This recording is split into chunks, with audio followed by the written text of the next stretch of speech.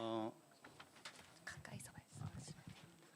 네, 이번 9번째 세션의 제목은 이제 탄소 배출량을 줄이는 SK 에코플랜트의 AIDT 솔루션입니다. 저희는 다양한 환경 사업장에 적용할 수 있는 그런 데이터 솔루션들을 많이 보유하고 있고요.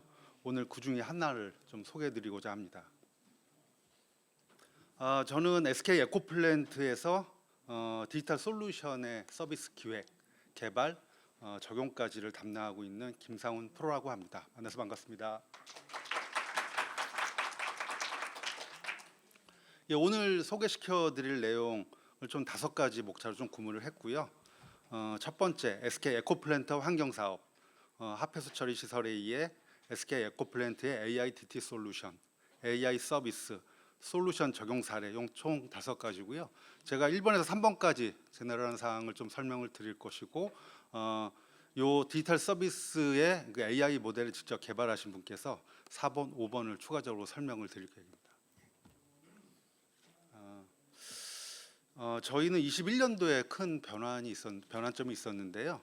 기존의 그 SK 건설에서 SK 에코플랜트, 이제 환경을 심다라는 뜻입니다. 예, 이제 사명을 변경을 했고 이제 환경 기업으로 변화를 했습니다. 우측에 좀 그림을 보시면 수처리 이제 1위, 뭐 소각 1위, 이제 매립 1위 요걸 기반으로 국내 제일의 환경 기업으로 이제 도약을 했고요. 오늘은 요 수처리 사업장에서 적용할 수 있는 그런 디지털 솔루션을 소개해드리도록 하겠습니다. 예, 그 디지털 솔루션 소개에 앞서서 하폐수 처리 시설, 그 다음에 이 처리 시설을 운영함에 있어서 페인 포인트들 좀 간략하게 설명드리고, 그 다음에 저희가 개발한 디지털 솔루션을 좀 설명을 드리도록 하겠습니다. 위에 그림을 보시면 저희 국내에서 일반적으로 대부분의 하폐수 처리장이 사용하고 있는 공정입니다. 일반적으로 미생물을 활용한 이제 활성 슬러지 공정이 이제 도입이 되어 있는데요. 가정에서 생활하수, 뭐 공장의 산업폐수가 이 처리 시설로 유입이 되면 이런 침사지에서 죄송합니다. 네. 침사지에서 큰 부유물 또는 모래를 제거를 하게 됩니다. 그다음에 그 다음 공정 1차 침전지로 이동을 하게 되면 고용물을 좀 침전시켜서 제거를 하고요. 그 다음에 가장 중요한 공정인 생물 반응조로 이동을 하게 되면 미생물을 이용해서 유기물들을 좀 없애고 질소, 인도 추가적으로 없애는 공정을 좀 지나게 됩니다. 그 다음에 2차 침전지로 이동을 하게 되면 생물 반응조에서 활용했던 미생물 또는 슬러지들을 제거하는 공정이 있고요. 그 이후에 이제 미처 처리되지 못한 질소와 인들을 처리하는 고도 처리 공정들이 있습니다. 그 이후에 물을 소독해서 수질 환경 기준을 지켜서 하천에 방류를 하게 됩니다. 이런 유입에서 방류까지 1년에 한 10시간 정도 걸리는데요. 저 안타깝게도 지금 대부분의 하폐수 처리장에 운영하시는 분들이 이제 수작업 또는 이제 경험에 의존한 이제 이런 운전들을 하고 있어서 이제 요 페인 포인트 같은 이제 문제점들이 좀 야기가 되고 있습니다. 첫 번째 보시면 수질의 농도를 확인하기 위해서 하루에 한 번 이제 사람들이 직접 가서 수동 채수를 하고 있습니다. 그렇다 보니 이제 고농도 폐수나 이제 불명수가 유입을 하게 되면 제때 인지하고 탐지가 좀 어려운 점이 있고 대처가 좀 늦게 돼서 이제 후속 공정에 큰 임팩이 발생을 하게 됩니다. 또한 이제 경험에 의존한 보수적 지금 상향 운전을 하게 되면 실제 에너지나 약품 그런 것들 운영비를 절감할 수 있는 기회가 좀 작게 되고요. 그 다음에 결과에 의존한 이런 운전으로 인해서 돌발적인 환경 사고 위험성이 내포하게 됩니다. 네, 이런 페인 포인트들을 좀 극복하기 위해서 저희가 AI 기반의 디지털 솔루션을 좀 개발을 했고 크게 4가지 모듈로 구성이 되어 있습니다. 네, 첫 번째 보시면 저희 솔루션의 이제 코어 기능인데요. 실제 데이터 기반의 그 AI가 운전 최적화를 통한 이제 가이던스를 제공을 하게 됩니다. 그다음에 두 번째 소프트웨어적인 센서 자동 보정 솔루션으로 이제 센서 정확도를 상당 기간 좀 길게 유지를 시켜줍니다. 그리고 이제 오프라인 프로세스를 이제 온라인으로 변경을 하고 이제 전처리 공장을 이제 실시간 대시보드 제공을 통해서 이제 업무 효율을 제고하고 이제 수처리 사업에 어떤 인사이트를 제공하는 그 솔루션입니다. 저희는 이런 솔루션 적용을 통해서 이제 이런 기대 효과를 좀 확인할 수 있었습니다. 첫 번째 이제 AI 가이던스를 통해서 안정적이고 효율적인 운전이 좀 가능했고요. 두 번째 이런 소프트웨어 보정 기술을 통해서 수질 센서를 좀 최대한 오랫동안 그 정확도를 유지할 수가 있었습니다. 그리고 이런 온라인 프로세스를 통해서 업무 효율을 좀 높일 수가 있었고, 맨 아래 이제 결과를 보시면 이제 수처리 처리하는 과정에서 에너지와 약품 투입량을 많은 부분 좀 절감을 할 수 있었고요. 이제 에너지 절감에 따른 온실가스 배출량도 상당 부분 절감을 할 수 있었습니다. 예, 여기까지 제가 좀 설명을 드렸고요. 이제 그 AI 모델이 어떻게 만들어졌는지 이게 좀 상세하게 좀 설명을 하도록 하겠습니다. 네, 안녕하십니까. SK에코플랜트 AI 혁신팀에서 근무 중인 김도형입니다. 저는 AI 엔지니어로서 AI 서비스 개발을 담당하고 있습니다. AI 서비스 컨셉을 말씀드리겠습니다. 그리고 제가 그 발표에 앞서서 먼저 양해 말씀 부탁드리는 것은 이건 이제 보안의 이슈가 있어가지고 저희가 디테일한 사항을 모두 넣지는 못했습니다. 그래서 궁금한 점 있으시면 이제 끝나고 따로 질문을 해주시면 제가 답변을 하도록 하겠습니다. 이 점 양해 부탁드리고요. 일단 AI 컨셉을 설명하기 앞서서 먼저 이 합해수 처리장의 문제 정의에 대해서 다시 한번 짚어보고자 합니다. 그 합해수 처리장에서 가장 그 핵심은 결국 더러운 물을 깨끗이 정화하는 것입니다. 이렇게 깨끗한 물로 정화하기 위해서는 이제 크게 두 가지가 필요합니다. 공기와 약품인데요. 여기 공정도를 보시면 생물 반응도에 공기가 이제 들어가고 있습니다. 이 공기는 송풍기를 통해서 이제 주입이 되게 되고요. 이 송풍기를 그런데 가동시키기 위해서 합해수 전체 전력의 약 40%의 전력이 필요하게 됩니다. 굉장히 많은 에너지가 들어가게 되고요. 또 약품의 경우에는 방류 전에 이제 투입이 되는데 이 약품에 들어가는 비용 또한 굉장히 많이 들어갑니다. 따라서 합해수 처리장에서 가장 중요한 것은 이 두 가지 송풍량과 약품량을 어떻게 적절하게 효율적으로 제어하는가입니다. 그런데 이 송풍량과 약품량의 그 적절성, 그러니까 최저값을 계산하기 위해서는 굉장히 어려운 점이 많습니다. 굉장히 많은 데이터를 고려해야 되고 그 다음에 이제 복잡한 상호작용을 고려해야 되기 때문에 쉽게 계산할 수가 없고요. 이거를 도와주는 이제 룰 기반의 프로그래밍도 있지만은 한계가 많아서 현장에서는 실제로 많이 쓰이고 있지 않습니다. 그래서 현재 대부분의 현장에서는 운전자 경험으로 계속 운전을 하고 계십니다. 다른 방법이 딱히 없기 때문인데요. 그런데 이렇게 사람의 경험 위주로 운전을 하게 되면 이제 주목해야 되는 부분은 이제 보수적으로 운전할 수밖에 없다는 점인데요. 이 송풍량과 약품량을 이제 최적으로 운전해야 되는데 예를 들면은 이제 수질을 관리하기 위해서 송풍량을 50만 주입하면 되는데 이 값을 이제 찾기가 어렵기 때문에 대부분 운전자들은 보수적으로 100 정도 뭐 이런 식으로 과도하게 송풍량을 투입하고 있습니다. 그래서 불필요한 송풍량과 약품량이 투입되어서 이제 비효율성이 발생하게 되고요. 이러한 이제 문제를 이제 풀기 위해서 이제 AI를 도입하기로 이제 결정을 하게 되었습니다.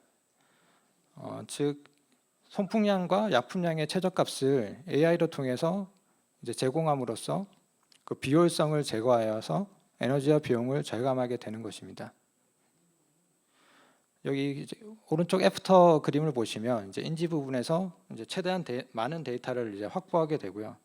아무래도 AI에서는 데이터가 가장 중요하기 때문에 많은 데이터를 확보하여 이제 다양한 전처리 알고리즘을 거쳐서 데이터 품질을 높이고 이에 따라서 정확한 수질을 예측하고 최적의 송풍량과 약풍량을 계산해내게 됩니다. 이러한 이제 AI 그 서비스를 이제 개발하게 되었고요. 근데 산업 현장에서 이러한 AI 서비스는 이제 적용할 때 많은 문제에 봉착하게 됩니다. 아마 이런 경험이 한 번쯤 있으실 것 같긴 한데 그 어떤 AI 프로젝트도 이제 쉽게 진행되는 것은 없는 것 같습니다. 그 합해수 처리장에서 발생되는 이런 이제 문제점을 12가지 정도 정리해서 이제 나열하였고요. 그 중에서도 가장 큰 문제는 센서 관련 데이터 문제였습니다. 생각해 보시면 이제 합해수 처리장은 굉장히 많은 이물질과 함께 이제 물이 유입됩니다. 그런데 수질을 측정하기 위해서는 센서가 물 속에 있어야겠죠. 그래서 물 속에서 설치된 센서에서 이 수질을 측정하기 위해서는 이물질로 인해서 이제 정확하게 측정이 잘 되지가 않습니다. 그래서 이거를 해결하기 위해서는 결국 잦은 유지 보수밖에 답이 없는 상황입니다. 많게는 일주일에 한 번 이상 이제 물에서 센서를 꺼내 가지고 깨끗이 세척하고 또 이제 가중치 세팅 값을 변경하여서 이제 데이터를 교정하는 작업을 해야 합니다. 이런 작업을 이제 하드웨어 보정이라고 여기선 표시를 하고 있고요. 이제 다른 산업에서는 통상적으로 센서 칼리브레이션이라고 부릅니다. 그런데 이런 작업을 하게 되면 우측 상단의 그래프를 보시다시피 데이터 분포가 갑자기 변동이 됩니다. 세팅 값을 바꿔서 그렇게 되는 건데요. 근데 이렇게 보정을 하게 되면 데이터가 바뀌게 되고 또 이런 데이터로 인해서 AI 성능이 저하가 됩니다. 이런 문제가 있고 그 다음 문제로는 이제 이상치와 결측치 노이즈 문제입니다. 이건 사실 모든 센서에 들어가 있는 문제인데 굳이 언급한 이유는 합해수 처리장의 이 문제가 유독 좀 심하기 때문에 언급을 하였습니다. 하나 예를 들어서 설명드리면 이제 특정 센서군의 경우에는 일주일에 3시간 이상씩 유지 보수를 해야 되는데 이 기간 동안 센서 작동은 이제 중단이 되고 결측치가 발생됩니다. 그리고 센서가 다시 작동되더라도 안정화 기간까지는 이제 안정화될 때까지 이상한 값, 그러니까 비정상적인 값을 이제 출력하게 됩니다. 이렇게 그 결측이나 이제 이상한 값들이 많이 발생되는 그런 특징이 있기 때문에 소개를 드렸고요. 그리고 또 하나 말씀드리고 싶은 것은 이제 프로세싱 타임이 굉장히 길어서 문제가 발생되는 점입니다. 그 유입에서부터 이제 방류까지 총 10시간 정도 걸린다고 앞에서 소개를 드렸는데 이 10시간 동안 이 물이 정화되기까지는 굉장히 많은 이제 복잡한 반응과 프로세싱이 진행됩니다. 근데 이 모든 과정에 대해서 저희가 데이터를 확보할 수가 없습니다. 그 큰 이유 중에 하나는 이제 수질 센서는 이제 가격이 굉장히 비쌉니다. 기본적으로 몇 천만 원 이상 하게 되고요. 이 센서를 이제 원하는 만큼 많이 설치할 수가 없습니다. 따라서 제한적인 데이터를 확보할 수밖에 없게 되었고요. 이렇게 제한적인 데이터로 이제 방류 수질을 예측하는 것은 굉장히 큰 어려움이 있었습니다. 그리고 계절성 문제도 있습니다. 계절마다 이 수질의 변화가 많이 달라지는데요. 기온이나 강수에 수질이 예민하게 반응합니다. 또 사업장별로도 특성이 다릅니다. 물을 정화하는 데는 굉장히 다양한 방법이 있고 일반적으로 수십 개 이상의 공법이 이렇게 존재합니다. 따라서 사업을 확장할 때도 굉장히 이런 문제가 많았고요. 이에도 다양한 이제 문제가 있었습니다. 결국 이런 문제들은 하나씩 불어들어가면서 해결할 수밖에 없었습니다. 가장 큰 문제였던 센서 데이터 문제는 이제 많은 고민 끝에 센서 소프트웨어 보정이라는 기술을 이제 새로 개발하였고 이 부분은 좀 이제 차별성이 있으므로 다음 페이지에 다시 자세히 설명드리겠습니다. 그리고 센서 특성별로 이제 그룹핑해서 각각 다른 노이즈 필터링 폴리시를 이제 적용을 함으로써 데이터 품질을 이제 많이 끌어올릴 수 있었고요. 그리고 어너멀리 디텍션 이상 감지 기술을 통해서 이제 공정에 이상이 생기는 경우 이제 빠르게 반응하도록 하였고, 어댑티브 알고리즘으로 AI를 개발함으로써 다양한 환경에서 AI 성능이 유지될 수 있도록 하였습니다. 그리고 마지막으로 데이터 거버넌스를 수립해서 이제 다양한 사업장에서도 이제 문제없이 적용할 수 있도록 이제 표준화 작업까지 이제 완료하게 되었습니다. 네, 그러면 센서 데이터를 해결할 수 있었던 소프트웨어 보정 기술에 대해서 설명드리겠습니다. 먼저 기존의 문제점을 좀 더 살펴보겠습니다. 그래프에서 보시면 파란색 선이 실제 센서 데이터고, 그 다음에 검은 점이 정답값입니다. 정답값의 경우에는 그 실험실에서 측정된 이제 정확한 값이라 보시면 되겠습니다. 그래서 정답값과 비교했을 때 실제 센서 데이터가 좀 많이 다른 점을 아실 수가 있고요. 이렇게 차이가 나는 경우가 종종 발생됩니다. 이러한 경우에 말씀드린 것처럼 이제 센서의 하드웨어 보정 작업이 이루어지게 되고요. 이렇게 또 보정 작업이 이루어지게 되면 데이터 분포가 변동이 됩니다.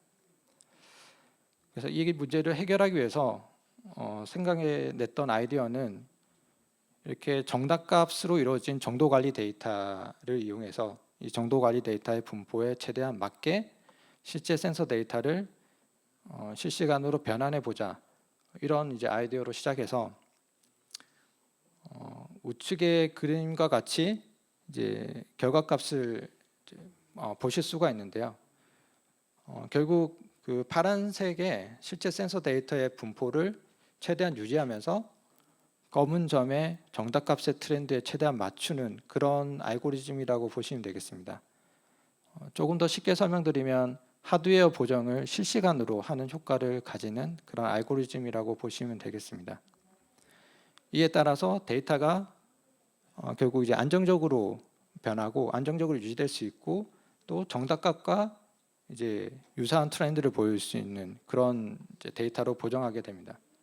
이에 따라서 센서의 신뢰도를 향상시킬 수 있었고, 이제 부가적으로 하드웨어 보정 시기를 객관적인 기준으로 알람을 줄 수 있는 그런 기능을 확보하게 되었습니다. 그리고 유지보수 비용도 절감할 수 있었는데요. 기존에 일주일에 한 번씩 유지보수를 했어야 됐었는데, 뭐 그 유지보수 기간을 더 길게 가져감으로써 2, 3주에 한 번씩 하게 됨으로써 이제 유지보수 비용이 절감이 되었고요. 그리고 신뢰도 있는 데이터 확보로 결국 AI 성능도 향상이 가능하였습니다. 이런 보정 알고리즘을 포함해서 이제 다양한 AI 모델을 개발을 했고, 이것을 모두 이제 하나의 다이어그램으로 표현해 봤습니다. 이제 먼저 다양한 소스의 데이터를 이용해서 이제 주요한 수질 인자를, 수질 지표를 예측하고, 이 결과를 토대로 이제 운전에 필요한 이제 주요 인자들, 송풍량, 약품량, 슬러지량의 최저값을 계산해내는 이런 제어 모델을 이제 통해서 효율적인 운영이 가능해졌습니다. 이에 따라서 에너지와 비용이 절감이 될 수 있었고요. 이 중에서도 이제 특화 모델 두 가지, 센서 소프트웨어 보정 모델과 공정 이상 탐지 모델을 이용해서 AI 성능을 이제 최대한 끌어올릴 수가 있었습니다.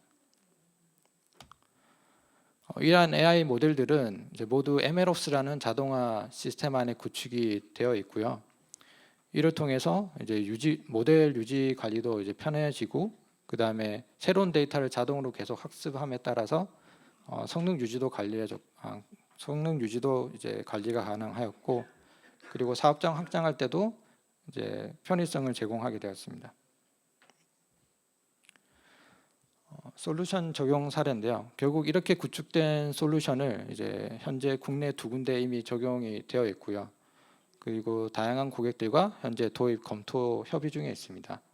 해외 시장도 진출 준비 중인데 현재 베트남과 말레이시아 고객과 협의 중에 있습니다. 이런 핫폐수 처리장 같이 이제 환경 산업의 경우에는 아직 고도화가 많이 진행되고 있지 않습니다. 그래서 AIDT 기술을 이용한 이제 비즈니스 분야가 이제 시작된다고 보시면 되겠고요. 이렇게 다양한 환경 산업의 문제를 AIDT로 이제 해결하기 위해서 계속 노력해 나갈 예정입니다. 끝까지 들어주셔서 감사합니다. 네.